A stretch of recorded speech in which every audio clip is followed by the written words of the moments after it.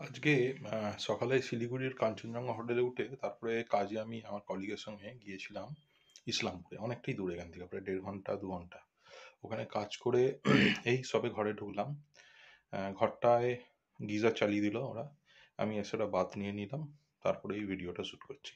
ঘরটা এতটাই ভালো লেগেছে আমার, তাই জন্য আমি বারবার ঘরটাকে ইউটিউবে দেখাচ্ছি। কি সুন্দর সাজানো দেখুন এই ছোট্ট রুমটা।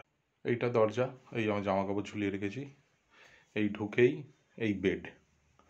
এখানে দুটো সিঙ্গেল বেড আছে, যারা যদি দুজন কেউ নেয়। আমি সিঙ্গেল অকুপেন্সিতে নিয়েছি। এত সুন্দর সাজানো আছে দেখুন। এসি আছে। এইটা হচ্ছে আপনার কাপবোর্ড বা ক্লোজেট, এর ভেতরে সব কিছু রাখা আছে।